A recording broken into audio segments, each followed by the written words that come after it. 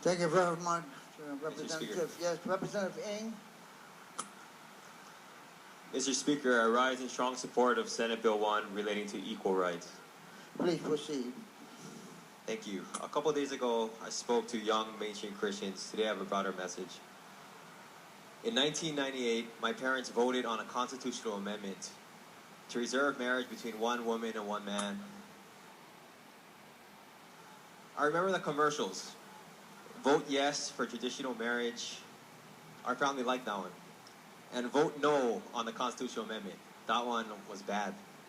You see, like most 9-year-olds, morality was a very black and white concept. There's right, and then there's wrong. I carried a due north, due south moral compass oriented primarily on what my incredibly loving parents, hi mom, taught me. And they, along with my church, taught me that being gay was bad. But in October 1998, a few weeks before that vote, something happened that shook and recalibrated my young conscience. Matthew Shepard, a gay teenager going to college in Wyoming, was inhumanely tortured and murdered by straight classmates. A hate crime that made national news. He was tied to a fence and beat with a pistol and left to bleed to death. I remember discussing this with a friend of mine from church, and my friend said, "Good for him. God says he is evil." But I knew in my young heart that no one deserved this kind of brutality. No one. This is where my convictions began. You see, if we want to understand this or any gay rights issue, we need to understand the LGBT experience. Many of us just can't grasp what it'll be like. Until college, like many of the testifiers here, I thought being gay was a lifestyle choice that went against nature. But when you actually hear from the LGBT community, as we on your joint committee on finance and Judd have witnessed, it is clearly not a choice. In fact, many gay people who testified last week proclaimed that as teenagers they fought who they are and tried to force themselves straight. Many face self-loathing and torment because of this, and thank God that unlike the thousands of gay teenagers that take their own lives every year, these brave people persevered and they were able to be here today in front of a less than friendly crowd to stand up like champions for equal rights for all. For those opponents who say this isn't about civil rights, I challenge you to tell that with a clear conscience to Alan Spector, who had the love of his life deported back to South America because his postdoctoral research funding expired. I challenge you to tell that to Kimberly Allen, who was not allowed to see her life partner in the hospital during the last hours of her life. I challenge you to tell that to Tamara Young, who had to reconsider adoption and delay forming the family she desired because of the cost without the rights and benefits of marriage. Tell that to Bart Zolo, a soldier fighting for his freedom who was called a flaming homo mistake by a rank-and-file superior. Tell that to Jeremy Wright, who slipped into depression trying to force or pray himself straight. And I challenge you to tell that to the parents of Matthew Shepard, that the suffering and the tragic death of their own son that they experienced is not sufficient to call this a civil rights issue. Tell these people hold on until the majority is ready.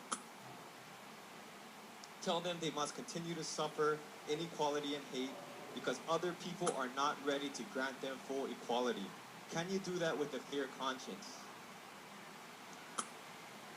Some testifiers have spoken about this bill ushering in an onslaught of gay lifestyle. And they challenged your committee members, Mr. Speaker.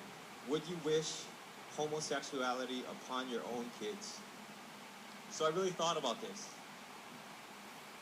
If the gay lifestyle they speak of pertains to the highly successful physicians, attorneys, economists, or world-renowned microbiologists and psychologists that we've seen testify, if this gay lifestyle pertains to the inspiringly committed couples who have been together for decades, yet are still viewed as strangers in the eyes of their government, if this gay lifestyle that they're referring to pertains to these brave people boldly standing in the face of hate to fight for equal rights for all, if that's what the gay agenda will bring, if that's how my gay children will be like, then hey, sign me up. I'll take 3.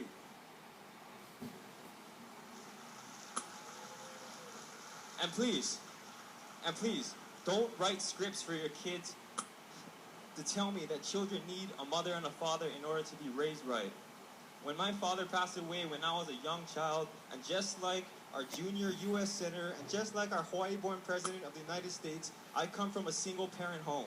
Don't tell me that I and my brothers and sisters who are excelling in sports, academics, and art, that we are any lesser than your child. Mr. Speaker, I yield my time. Especially in Hawaii, where Hanai adoption is enshrined in tradition, where multi-generational families are valued just as much as our kupuna are, and where diversity is the hallmark of our Aloha spirit. We need to embrace empirical evidence stating that the nuclear family is no better off than other familial structures. Our children need to continue to learn that in Hawaii, we're all equal, no matter your sexual orientation, and no matter how your family is structured. You see, I live in Kihei, with one of the largest gay populations in the state, and with the majority of my constituents in support. But for my colleagues who have the majority in their districts in opposition, let me leave you with this. In high school, my friends, just like most kids in high school, we use gay, the word gay, kind of as an insult, or as a great philosopher Macklemore said, as synonymous with the lesser. We hurled it at each other to make fun of each other, and one day, a gay classmate of mine, he was walking to band class, he tripped, and he dropped a glass jar that was full of paper stars, and colorful stars, and my friend started laughing at him. Now, I felt bad, so I went over there and helped him, and that didn't make me really cool. As a matter of fact, every time we walked by that guy later on, my friends would say, hey, there goes your boyfriend. But I did it not because it was the popular thing to do, but because it was the right thing to do. Standing up for this individual did not make me popular, but it was the right thing to do. Just because the numerical majority is in one place, it does not mean they're in the right place. We are in a position right now that we must lead our state to the right place. Sometimes the right thing to do goes against the popular thing to do.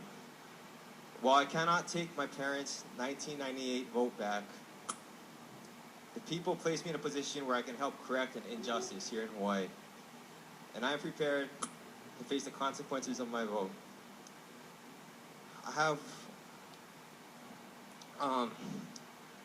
to me, this bill is about love and acceptance. In Hawaii, we call it Aloha. One person in the audience stated that it's the wrong love. I don't agree. Again, I agree with Macklemore. It's the same love. I have one last question. How many more gay people must God create until we realize that He wants them here? How many more gay people must God create until we realize that He wants them here?